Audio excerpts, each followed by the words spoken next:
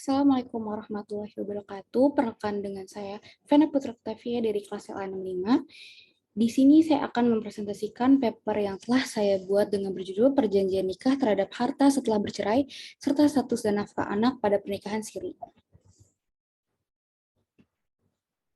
Kronologi latar belakang masalah yang akan saya sampaikan yaitu sebelum menikah, Milea dan Dilan sepakat membuat perjanjian nikah.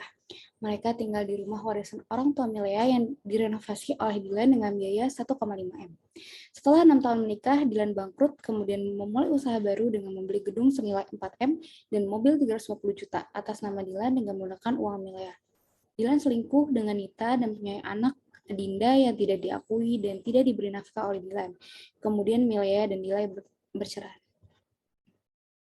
Selanjutnya Milea menuntut gedung dan mobil atas nama Dilan yang dibeli menggunakan uang Milea. Dilan menuntut pembagian harta gonogini sesuai dengan hukum adat, dan yang terakhir, Nita menuntut pengakuan Dilan bahwa Adinda anak mereka dan nafkah untuk Adinda. Selanjutnya, terkait dengan permasalahan tersebut di atas, dampak hukum perjanjian perkawinan setelah bercerai adalah karena gedung dan mobil atas nama Dilan, maka secara hukum Milea tidak dapat menuntut walaupun dibeli dengan menggunakan uang Milea. Karena dalam perjanjian perkawinan seperti diatur dalam pasal 139 KUH Perdata dan pasal 29 Undang-Undang Nomor 1 Tahun 1974 tentang perkawinan, apabila terjadi perceraian maka hanya memperoleh harta yang terdaftar atas nama mereka masing-masing. Permintaan Dilan untuk membagi harta bersama sesuai hukum adat tidak dapat dibenar karena dalam UU Perkawinan tidak mengenal istilah hukum adat. Karena sesuai pasal 66 UU Nomor 1 Tahun 1974 tentang perkawinan, semua ketentuan hukum lama mengenai hal-hal yang sudah diatur di dalam Undang-Undang Perkawinan tidak berlaku lagi, termasuk juga istilah hukum adat.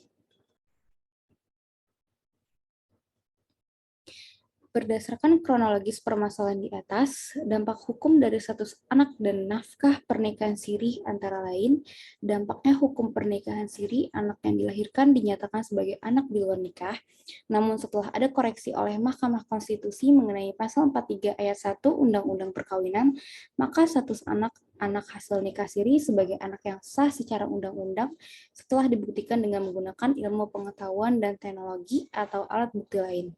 Apabila Nita dapat membuktikan misal dengan tes DNA bahwa Adinda memang benar anak dari Nita dan Dilan, maka sesuai pasal 80 ayat 4 kompilasi hukum Islam, Dilan berkewajiban menanggung nafkah, kiswah, dan tempat kediaman bagi istri. Yang kedua, biaya rumah tangga, biaya perawatan, dan biaya pengobatan istri dan anak. Dan yang terakhir, biaya pendidikan bagi anak. Kesimpulan dari paparan makalah yang telah saya sampaikan di atas adalah dalam perjanjian perkawinan apabila bercerai maka tidak ada harta gonogini, tetapi harta yang terdaftar atas nama masing-masing suami atau istri tersebut. Istilah hukum adat sudah tidak berlaku lagi setelah terbitnya UU Perkawinan atau Undang-Undang Perkawinan, dan status anak-anak hasil nikah siri sebagai anak yang sah secara undang-undang setelah dibuktikan dengan menggunakan ilmu pengetahuan dan teknologi atau alat bukti lain. Sekian presentasi dari saya, kurang lebihnya mohon maaf. Wassalamualaikum warahmatullahi wabarakatuh.